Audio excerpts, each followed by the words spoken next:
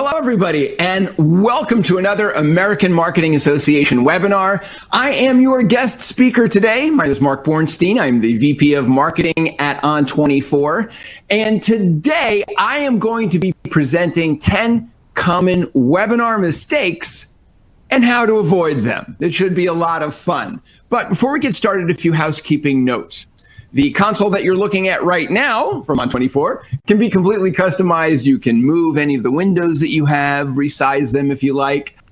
We also have a bunch of engagement tools all over the experience for you to check out, including a bunch of tools on the bottom of your screen. I'm going to quickly review them from left to right. First, there is a media player to control your volume, then a slide button to open and close your slide window. You don't want to leave that open.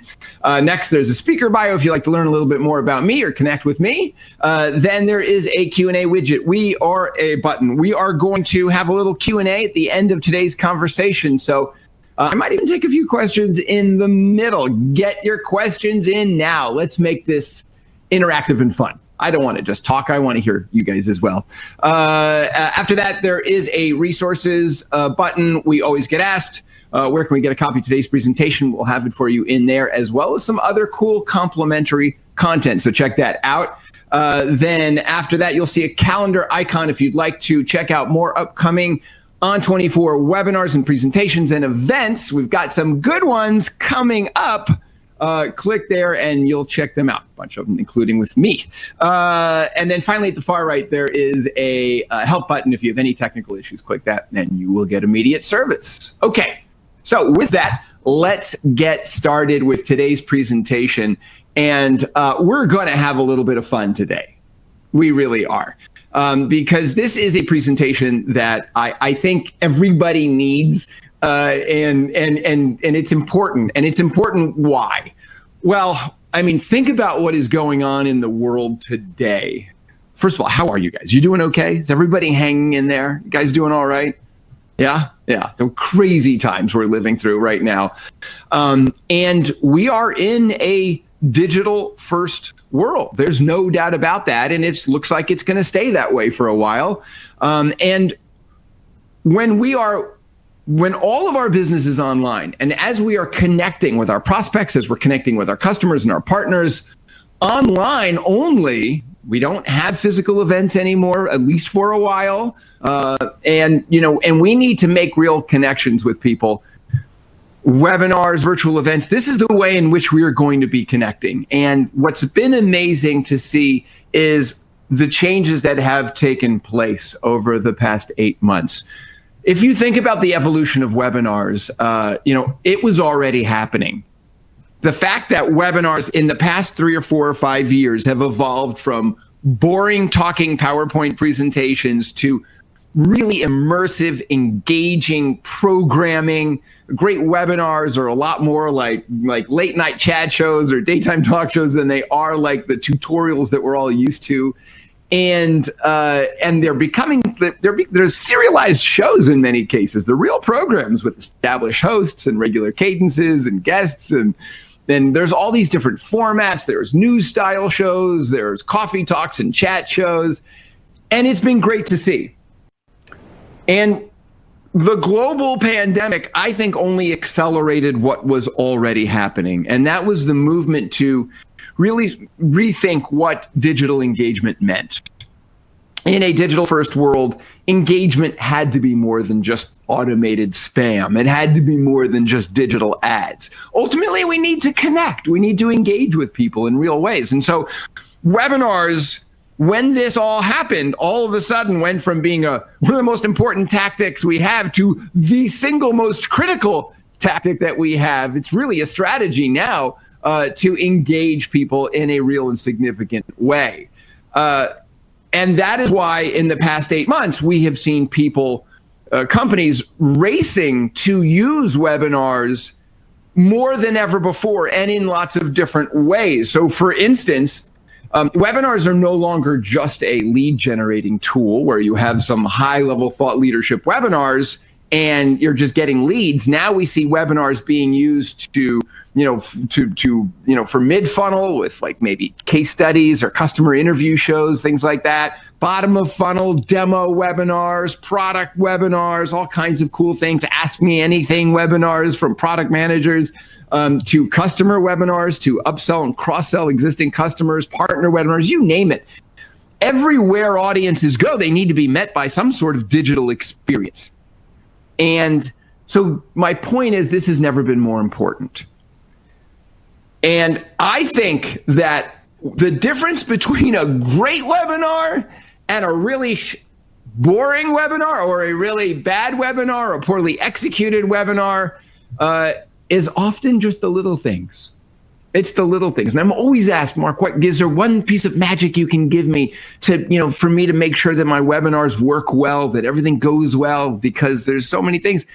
And I tell them, no, there's not one little piece of magic. It's a lot of little things that determine failure and success. And that's what we're going to talk about today. So I'm going to share with you a little bit of a build up, but I wanted to get your juices flowing.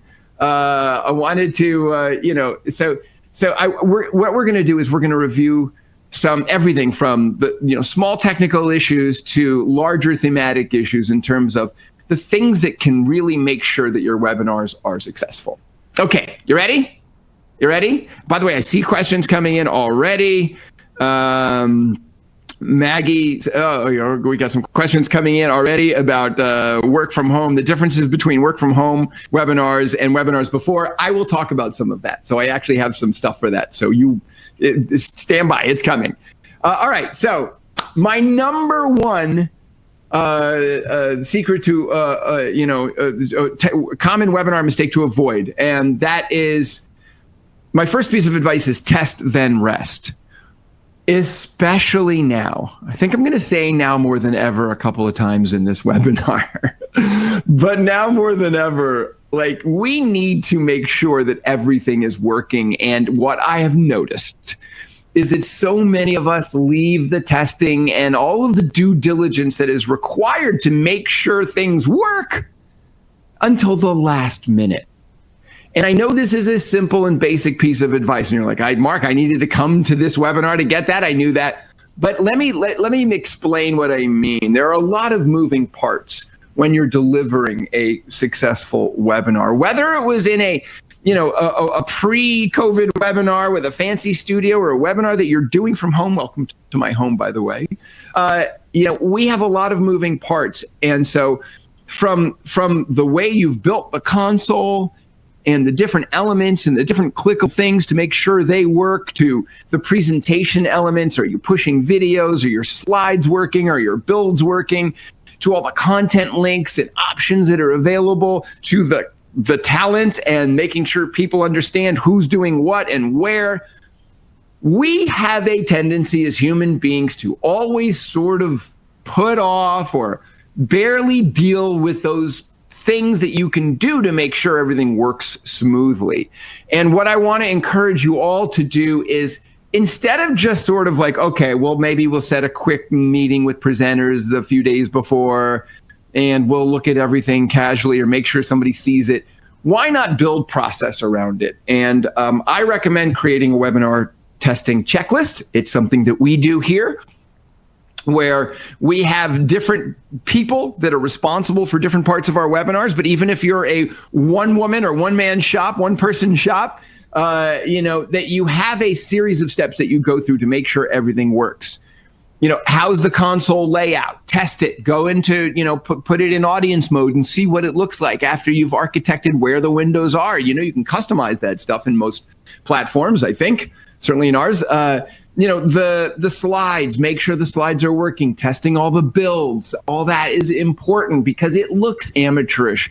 How many times have you watched a webinar where the builds don't work? And there's that whoops moment where it's kind of okay, but you're like, boy, I hope I don't have one of those coming up. That would be embarrassing, wouldn't it? If you're integrating videos into your presentation, you're going to want to roll those and check those and make sure everything works in the platform. Your content, your CTA links, hopefully you're putting lots of different content options in the experience, right? In the beginning, what did I do with you guys? I said, hey, if you want to sign up for more content, click on this calendar button. Or if you want to download a copy of this presentation or go to the resources, you want to make sure all those moving parts will work. right? So include that in your checklist. Any engagement tools, webcams. Then there's the stuff, right? Testing webcams, testing microphones. If you're going to do any interactivity, making sure your polls and your surveys are all created and they're good. I know it seems like, yeah, Mark, we know that, but let's face it, most of us don't have an organized process to do this. I know this is basic, but I wanted to start with this because if you formalize it, if you make it, if you turn this into process, then mistakes will happen much fewer, much more seldomly. Okay, much fewer. What did that mean? All right, my number 2 common webinar to avoid: no rockstar arrivals. This is one that is near and dear to my heart. Look, we all know in a work from home world where technology is even more nebulous and everybody's connecting and presenting from, heavens knows what different types of technology. Some people have got cameras, some people are presenting in their laptop, some people have microphones, some people don't, some people have headsets, some people are presenting them from your phone. Don't do that, people. It has never been more important to make sure that everything is working in advance. So beyond your checklist, make sure your speakers all arrive 30 minutes before your webinar. Now, here's the thing. I know what webinar speakers are like. I'm one of them. They're all a bunch of divas and they all want to show up at the last minute. They've all got busy schedules, especially if you've got, executives presenting or whatever. And here's what I'd like to say is, if you've got an executive that's presenting on a webinar and they're not going to give you an extra half hour of their time, it's bad enough that they're giving you an hour of their time to present on a webinar. Ask them to log in 30 minutes in advance and basically just mark off 5 minutes. Test all the technology, make sure their webcam's working, make sure their microphone or whatever their setup is working, their backdrop, their lighting is okay, and get all that working and then give them the 25 minutes left back, okay? Just get them for the 5 minutes. It is really, really, really important to do because this is the thing that happens every time. I am constantly on webinars where there are 3 or 4 speakers, where there's a panel discussion or whatever it is, and inevitably, it's the person that shows up at the last minute who can't get their webcam to work or whose bandwidth is bad or whatever it is. Murphy's Law is like, it is a philosophical and scientific equation that absolutely happens every single time. So it is really important. Now, I would like to add this very important note. I'm really bad at this. I'm constantly showing up like a diva, like a few minutes before my webinars. And guess what? I sometimes pay the price for it. So, it is really, really important. And I'm trying to be really honest with you guys and have a little fun with this. But if you can get everybody there for your webinars in advance, you'll have a chance to troubleshoot those issues instead of troubleshooting them as you're going live or delaying the beginning of your webinar. All right. Now, those are a couple of go live type of things. But now let's really get into the nuts and bolts of our webinar mistakes. And my number 3 common webinar mistake is the vanilla console. If there is anything that drives me crazy more, it's this. Well, there's a couple of them, but this is a big one. You are asking people to stare at a fixed location for what? An hour? 30 minutes? That's a long time in this internet world of ours where everything is digital and we're staring at screens all day. You're really going to have somebody staring at some crappy generic screen that looks more like your webinar providers than your brand. Now, yeah, I know nobody's webinars look like this. I pulled this off the internet from 93, but I didn't want to implicate anybody. But let's be honest. There are some really bad consoles out there today. And I know what a lot of people do. Oh, my corporate color is, tapioca. So is tapioca a color? I don't know. I think I'm hungry. No, my corporate color is, light blue. So I've got a giant light blue console. My logo's in the corner, a couple windows, and that's it. That's not great branding. And that is not a great visual experience. In many cases, this is really important, everybody. In many cases, your webinars are the first time somebody interacts with your brand, especially for those top of funnel webinars, right? Where you're doing lead generation. So if the first thing they see is a shitty console, then they're going to think of you as a shitty brand, right? So you need to really show your brand off. And now this matters more than ever. Now more than ever. I'm saying it again, because why? We're all presenting from home. Like half of us are presenting from our bedrooms, our living rooms, our kitchens. I saw somebody recently presenting from their bathroom because they had a nice backdrop, a window. I mean, it's insane. So how are you going to have a polished and professional look and feel to your webinars when you're presenting from your bedroom? Well, it's the console. The console is the key area of branding. You're presenting from a small window. So it matters more than ever how you brand your console. And it's so easy. It is so easy to create really compelling consoles. It's basically just uploading an image, moving it around, figuring out where you want it and setting it and done.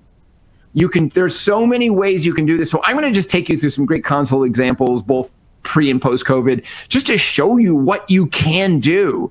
But look at this example right here from Topdesk. Great company, great webinars. So you've got this woman, she is presenting basically in front of a plain wall, right?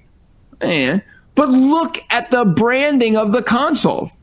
It is so awesome. It looks so great. So you really feel who Topdesk is as a brand, right? The blank wall isn't telling you anything, but that console is. And it really, I think, does a great job of showing, the fun of their brand, and they are a fun brand.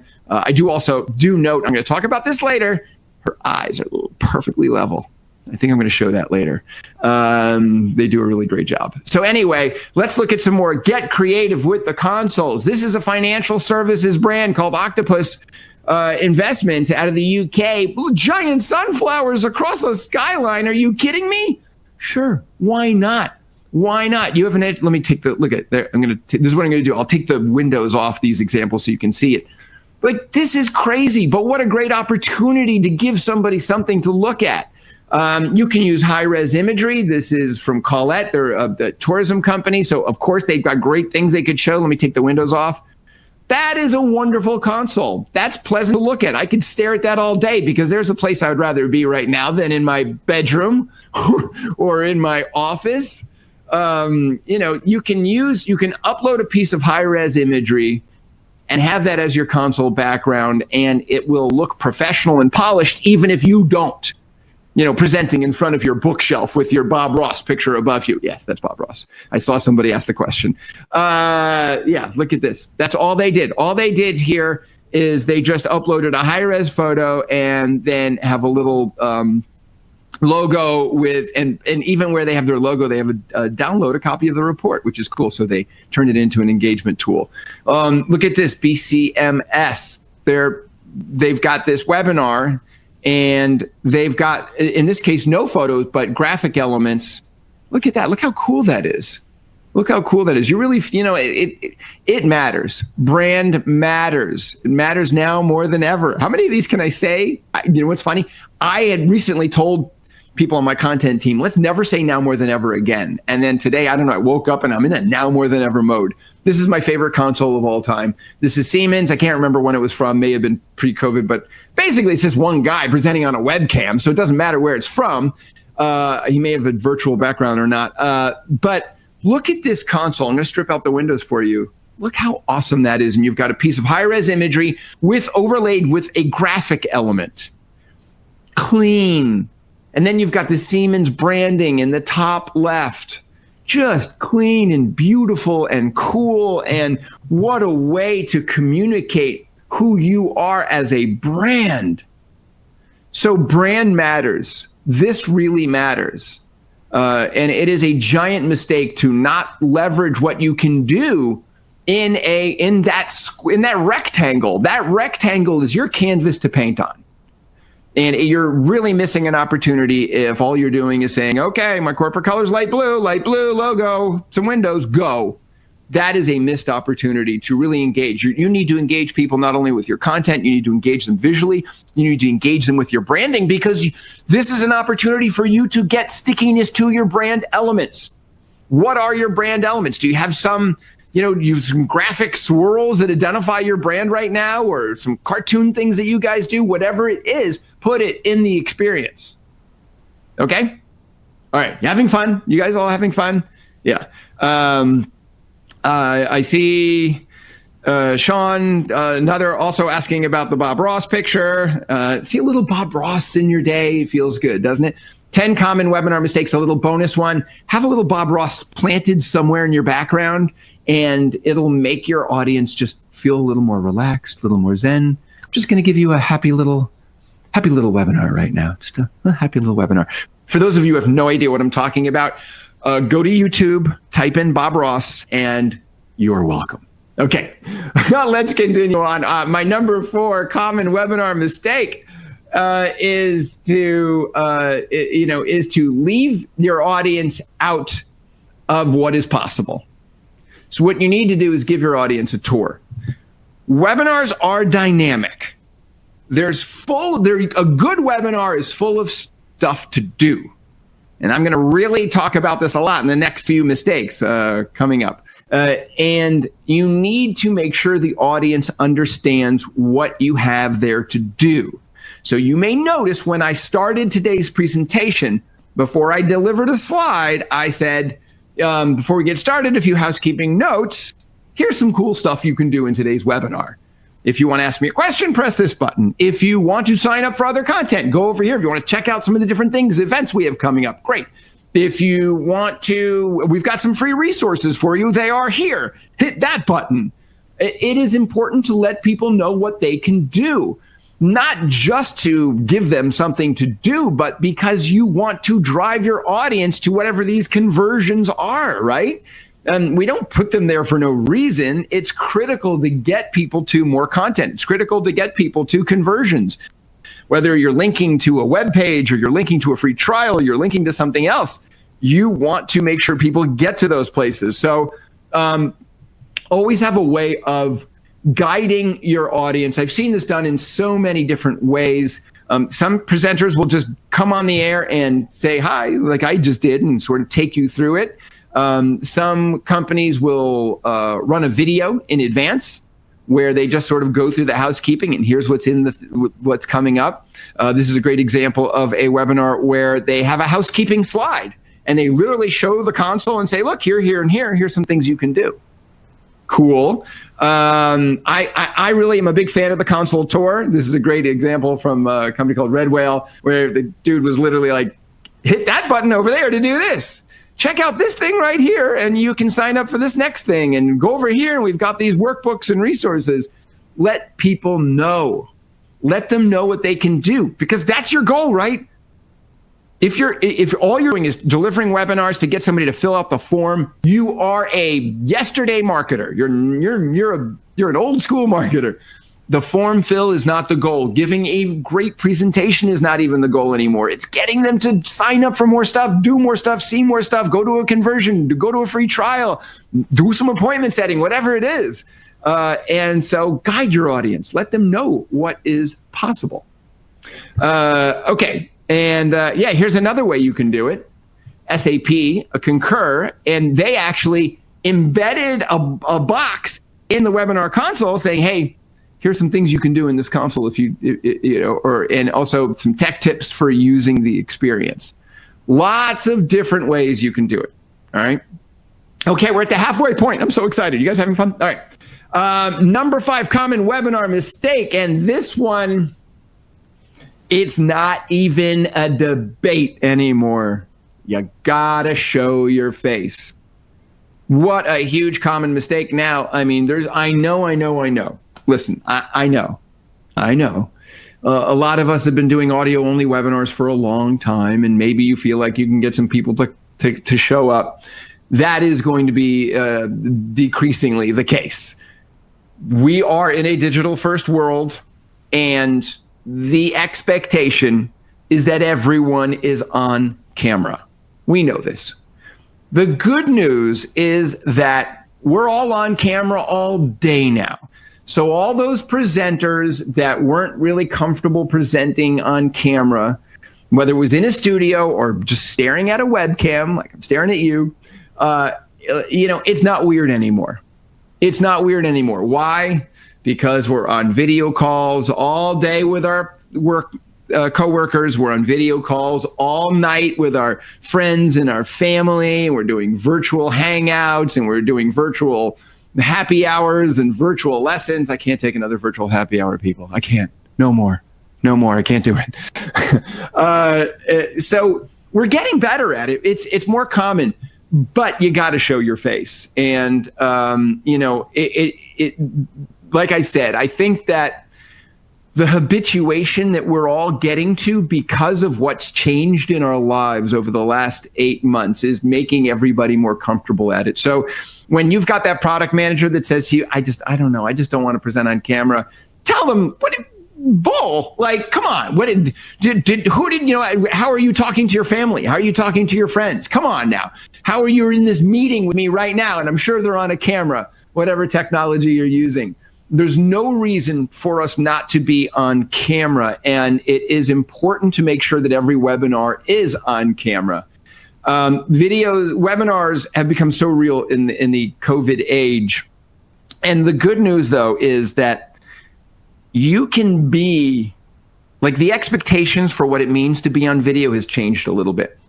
We've always assumed that being on video meant being proper and produced, and I'm in a conference room and there's a beautiful window behind me, or maybe if you're a big company, you've got a studio or whatever. And there was always the expectations of what being on video meant. And I think that's part of what made people nervous. Well, today, that's all wiped out. It's erased. And the way in which we exist on video has changed. Again, a lot of it is because you're sitting in your house, right? Like how intimidating is it to be literally sitting in your spare room where I'm right now, surrounded by my stuff. I see all my stuff over here. And this is my bookshelf. And here's one of my Fillmore posters and my amplifier and blah, blah, blah. It's a lot easier to be a little more relaxed. And also the expectations for how we present ourselves has changed. And I love this example. So this is from the Junior Library Guild, and this guy's in his flannel shirt and his trucker hat, and he's got his X-Men comic behind him. I guess that's maybe a collector's item. But we're able to show ourselves a little bit more. We're able to be a little more real. And I think that also takes the pressure. So don't feel like presenters need to be stiff and polished. Just being yourself is what makes being on video accessible and fun. Nobody wants to see a robotic presenter on video. They just want you to be yourself. And I think that's the change that's taking place right now. It has been amazing to see how so many companies and so many webinar presenters have really embraced this. And everybody's inner podcaster and inner presenters have been coming out, and I love it. I just feel like people are really just letting it loose and having fun with it. And webinars have been better than ever before. I am telling you, webinars have been better than ever before because of this thing, because people are just relaxing and being themselves more. People are finally being people, and people love it. And one of the things I will tell you is in the companies I've been talking with, including financial services companies, life sciences companies, I was talking to a pharma company recently where they are using more informal programming, and the tonality has changed and it is a little more approachable, that their audiences love it. The feedback they're getting, both in surveys and the direct feedback they're getting from their audiences, is that their audiences love their webinars more than ever before, more than when they were in a fancy studio with a polished presentation. And yeah, do you see these people? Like, what is going on with these people? Look at with their costumes. Do you see that? What is that woman got going? Like, there's a little dog. She's got a backpack on with a little dog. What is happening there? Anyway, People are being people and people love it. So, you need to embrace this. You need to embrace video, but you also need to embrace the fact that what video means now is that we can relax a little bit. We don't have to be nervous about being on video. We can show ourselves, we can show our houses, we can open up a little bit, and hopefully it makes it easier. All right. My number 6 common webinar mistake. I can't believe I have to do this one still, but I was watching a webinar recently and I saw it again and I was like, oh, why? And that is the toxic slide. Oh, you guys know what I'm talking about? There's so many times I'm watching a webinar and I will see somebody will present slides and they're just so full of stuff and there's like words and like, who's going to read? I'm not reading your slide. First of all, the webinar, like I'm watching on a laptop. The console is smaller than the laptop. The slide is smaller than the console. It's only like this big. And there's like 800 words on the slide. It's insane. And then the presenter's reading the slide. Like, are you kidding me? I'm not doing that. So a couple of things. The over-designed slide drives me crazy as well. I get it. You got a great graphics team and you can build some really, really cool slides with great designs and you're crammed a bunch of stuff. It's too much. It's too much. It's absolutely too much. Or the wordy slide with all the bullets. Okay, this may be a bit of an exaggeration, but this idea that you're just gonna have like 20 bullets or 10 bullets of content and then you're going to sit and read them. There's no better way to just drive your audience out of the room than doing stuff like this.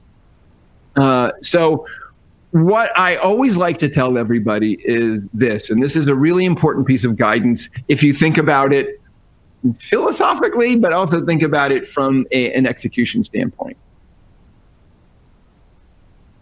The PowerPoint presentation, if you're using one, the deck is not the presentation. The presenter is. Okay? You are the presentation, not your slide deck. The slide deck is simply there to help you make a point. It's there to help you underline points. So keep your slides clean, keep them simple, show examples maybe, or if you've got like a couple of critical points that you want to make, a couple of bullets is great. But, don't read your slides. Don't have a lot of words. By the way, I hope you guys are not reading this. If you're reading this, I made it for you. But like it is, it is a great way to avert the eye. And something happens. We've done a lot of research on this.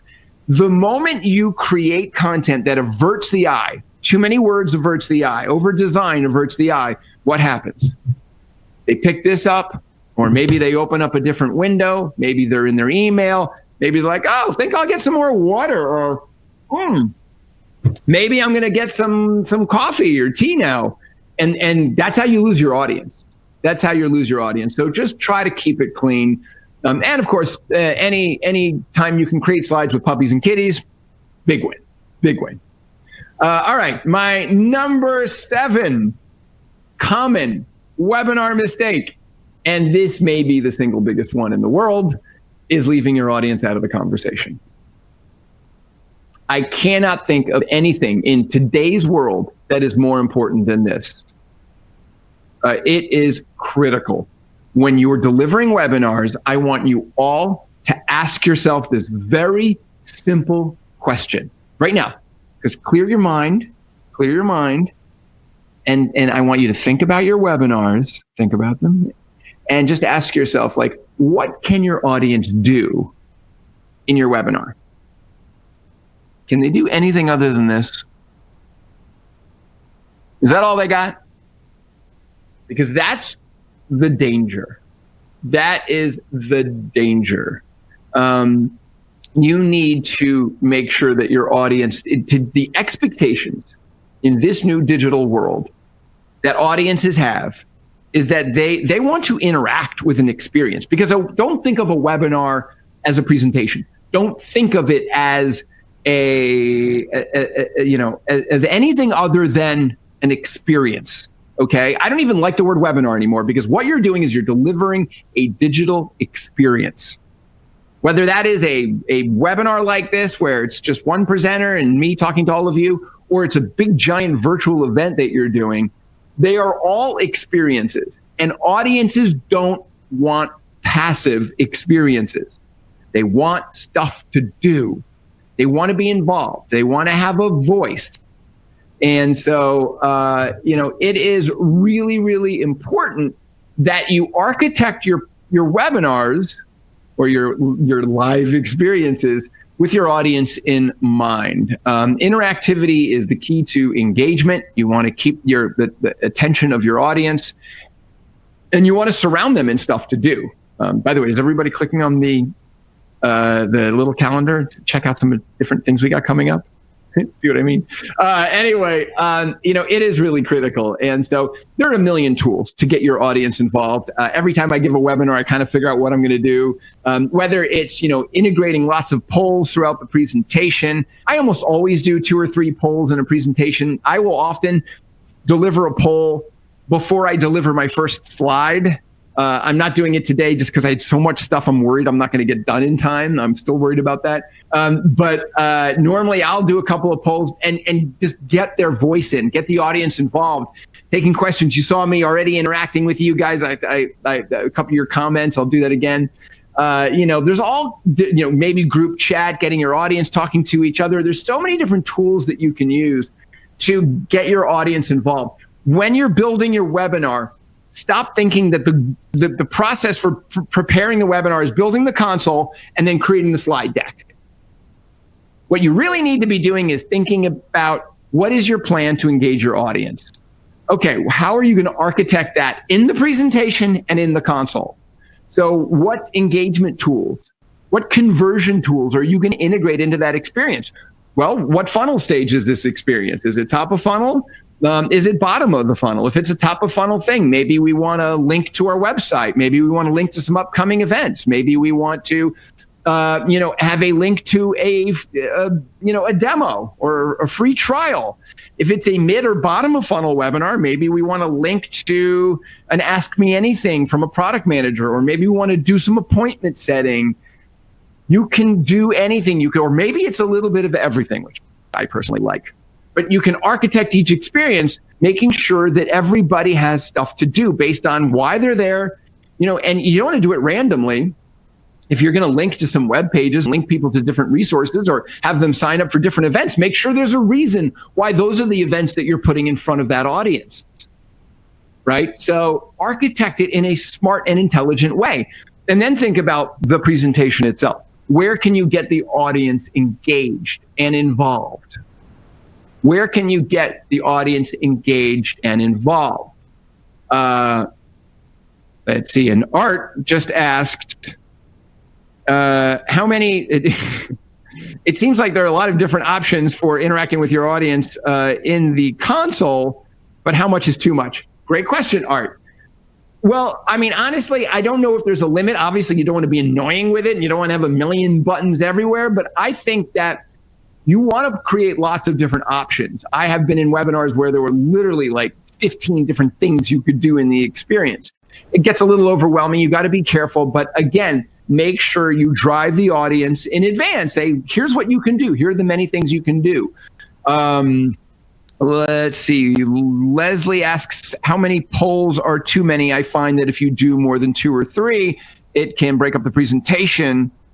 I actually agree with that, Leslie. I typically, when I do polls, I will never do, usually in a 1-hour webinar, I'll do 3 or 4 the most. I tend to do maybe 2 or 3 in a webinar. Sometimes I just do 1 at the beginning to do a little level setting. I'm sorry I should have done a poll today. I'm a little worried about time. Yeah, so you see what I mean? Like, everybody does this thing where they're like, okay, I will present for 50 minutes. And then I will take a few questions at the end. Why? Get the audience involved. Keep reminding them of some things that they can do in the experience. And so I'm like, here we are having a conversation. I hope you're enjoying it. But it's really important. It's really important to architect the experiences that way. Don't forget that you can change the formats too. You don't even need slides. What you can do, some of the best webinars I've participated in don't have a presentation. It's nothing but 100% pure audience engagement. I have participated in chat shows and Ask Me Anything webinars. This is one we did in office hours webinars where it was just myself and another Mark and my good friend Tiffany. There's Tiffany. And all we did was have a conversation about a specific topic, creating great virtual event experiences. And all we did was talk to each other and talk to the audience. We pushed out polls, we took questions, and the audience was a part of that experience for the entire presentation. And companies that are doing formats like this absolutely love it. Again, audiences love these formats. They love these formats. So, in some cases, you don't need content. You just need a great topic. You need some good conversation, and you need the audience involved. Because if somebody's participating, they're not doing this. And if they're doing this, then they're not doing this. Got it? Make sense? Okay. My number 8 common webinar mistake is I turn my mistakes into things to do, but have backup to have your back. Or not having backup to have your back is a mistake, I guess. Let's face it, these are different times, and there are more moving parts than ever before, and production has changed a little bit in this new work from home world. So, as I always tell everybody, it's not if, it's when. It's when. Everything that can go wrong will go wrong if you do enough webinars. I'm doing probably around 25 webinars a month. No, really. I know. It's insane. It's insane. And I've seen it all.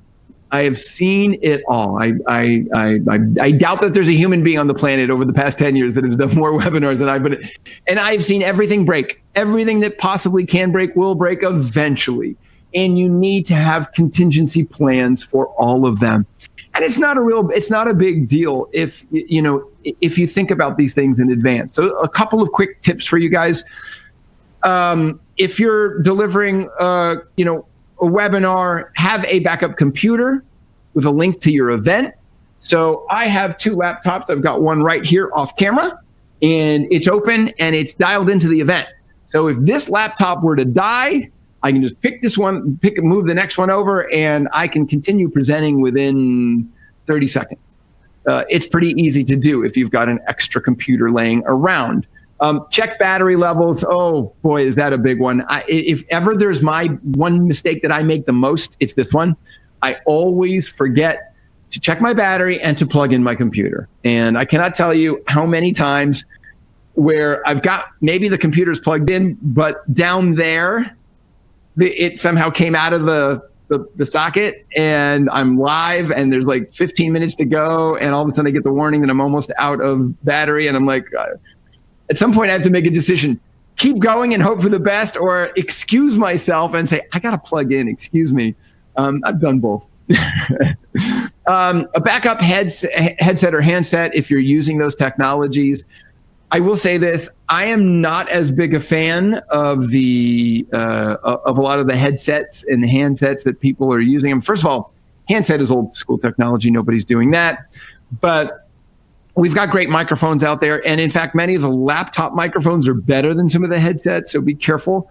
Keep a cell phone ready. You may notice I've been referencing my cell phone constantly. I don't have it here because I want to see what's going on with, with my whatever, with my team. But if there was a catastrophic failure here with my thing, I could quickly dial in with my cell phone and at least get my voice, back onto the webinar. So it's I don't love it. I don't personally, I don't want people presenting via cell phone. I think it's a mistake to present through your cell phone. The audio quality is terrible. Video usually not an option. It's not how you want to do it. But if you have to, as a backup, it's a great way to make sure that if something bad happens, you're ready. Have a coworker on the call from another location. And right now, that's not a problem because we're all at other locations. But I've got, for instance, Sandra right now is listening to me present. She's standing by. And if something goes wrong, let's just say I'm having a bandwidth problem or something's happening, and my audio maybe is not bad or something's not working, I may not know it. But Sandra can, in our chat, because on the back end of our presenter, there's a private chat, she can say, hey, Mark, something's going wrong with your audio, or hey, Mark, bandwidth problem, or hey, Mark, somebody just said this in the comments, and she can communicate that to me so I don't have to think about it while I'm presenting. Make sense? All right. How are we doing? Guys doing all right? We're almost there. We'll get to more questions. Don't forget to get your questions in. I'll take more of them as we go, and I see a lot of them coming in. My number 9 common webinar mistake is to don't let the journey end. Don't let the journey end. For so many of us, webinars have been this thing. You have your monthly webinar. Maybe it's just trying to generate some leads. It's standalone. It's just this thing. It happens, and then it's over. And when it's over, everybody says goodbye. Everybody goes home, and that's it. It is such a paramount mistake in this digital world where there's so much noise to let your audience come to your webinar, watch your presentation, and leave. You have all heard me talk for a long time on this webinar about this idea of giving people things to do and places to go. And this is so important, because this is the difference between a great presentation and great marketing. Okay? When you're delivering your webinar, you want to make sure that your audience has a number of next steps as a part of the experience.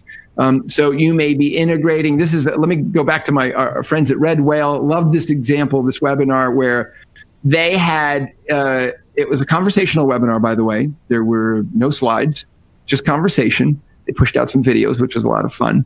But they had a lot of different things that you could do and a lot of places you could go after the webinar. So they had a big box glued right in the middle of the console for you to sign up and subscribe to the entire webinar series or sign up for the next episode in the series. So they didn't let you go before you signed up for the next episode, right? And then here comes the form.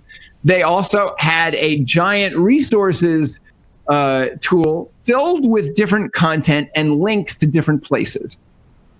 They didn't want you to leave without touching at least 2 or 3 or 4 pieces of additional content or linking to other places, so that, and they let you know, as I showed you, this is the guy who was saying, do this, click here, go there.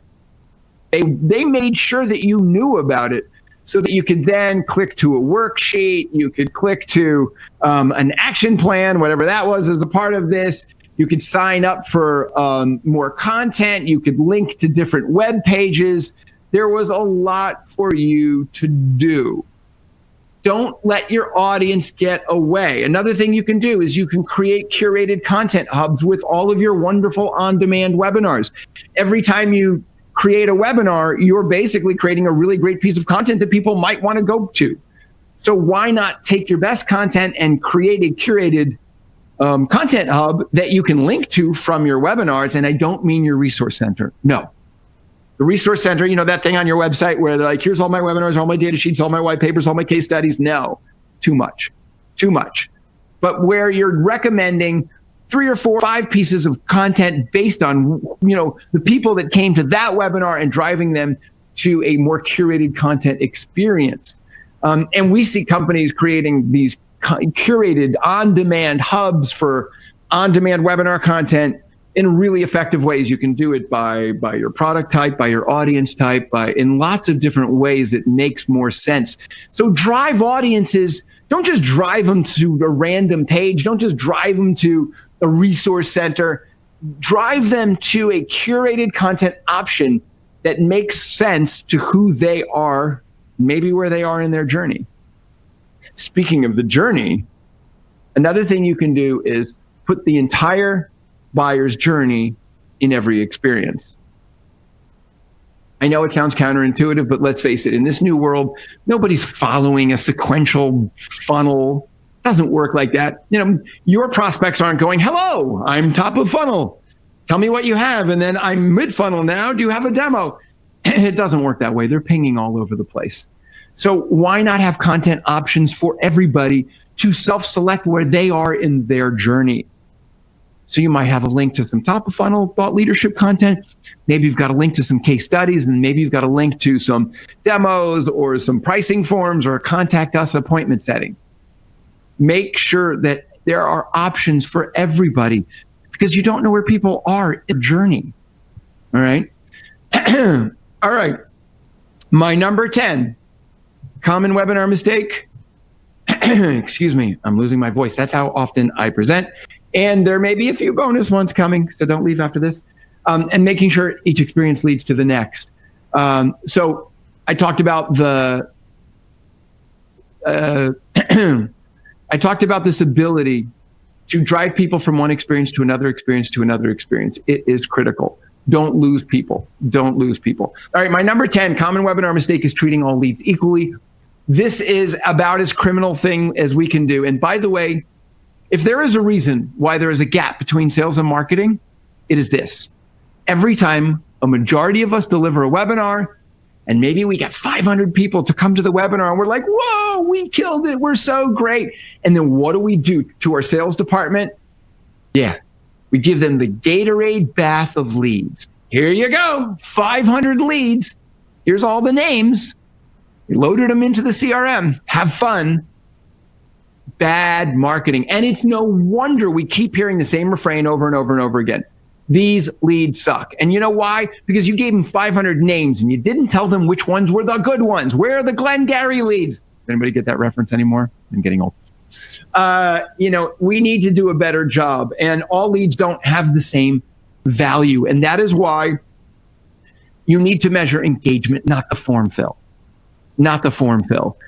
The beauty of architecting these webinars, like I have been talking about for the past hour, by integrating all this interactivity, whether it's polls or Q&A or downloading content or clicking to other things, that is how we get the insights. That is how we figure out where people are in their journey, and we measure engagement.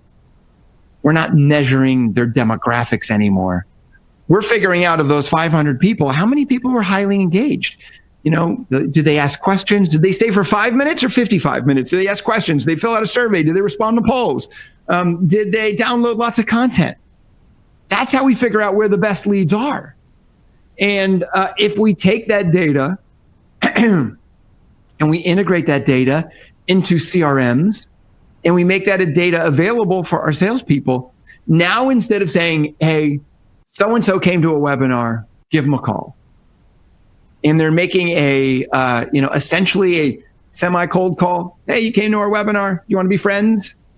I've been in sales. I know how much that sucks. That is not a fun phone call to make. But when instead you enable them with all of this data and say, hey, such and such came to a webinar. Here's what they said. Here are the questions they asked. Here are the comments they made. Here are the things they downloaded. Here are the things they signed up for, the pages they linked to. Now you're making a phone call to continue a conversation, not start one. It is a game changer, a game changer. You can even set unique triggers in a webinar so that if somebody has a specific poll result or clicks on a specific CTA, that immediately that goes to a sales rep and they can pick up the phone and make a call. All right.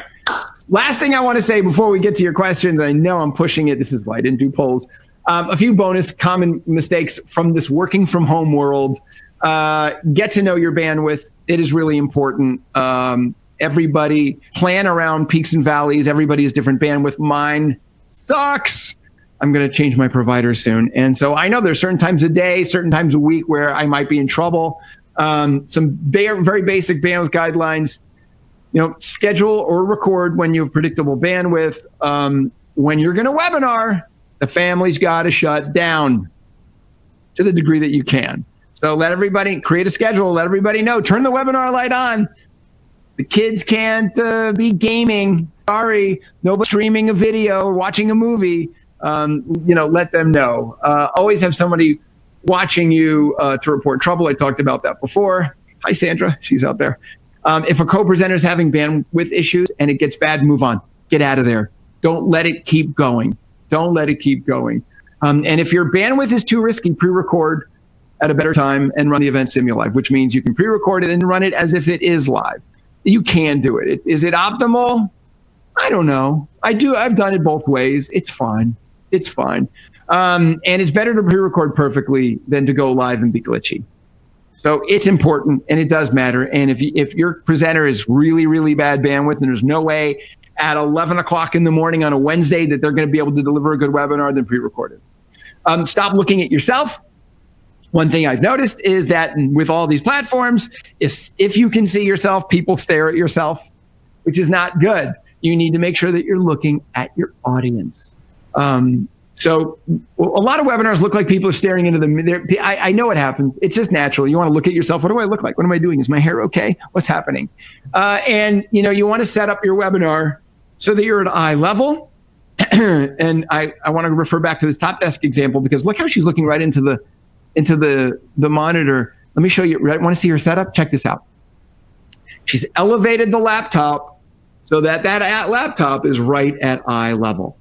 And that's what you need to do too. You want to see what I'm doing? Are you ready? Are you ready? This is my janky setup. I've got an old nightstand on top of a plastic bin, sitting on an old wall hanging with some other old boxes to have myself elevated up. And that's why I can look at you like this. You do see me doing this because my slides are right down here. I need to elevate that a little bit more because it's a little bit too much. But note that I always come back to you. I'll glance down to see where I am in my presentation, but I'm talking to you, and that's really important. And your presenters need to remember that. And finally, don't panic. Just be human. Things are going to happen, especially in this work from home world, and audiences are more forgiving than ever. And when mistakes happen, there are opportunities for human moments. People love human moments. Like I'm starting to lose my voice right now. And just go with it. And your audiences will appreciate you. I think it actually makes them sympathetic and more open to what you're saying. And embrace the realness. This is the new world right now, at least for a while. And if your dog jumps into your lap, so be it. So be it. All right, let's get to questions. We have a few minutes left, and I'll try to get to as many questions as I can. We'll make it a speed round. How about that? See, this is why I didn't do the polls. All right. Sharon said, how much does having expensive cameras and microphones matter? What are you using right now? Well, you just saw my setup. Honestly, most webinars I've watched that have really great, I'll often say to people, oh, what are you using right now? And they're like, my laptop.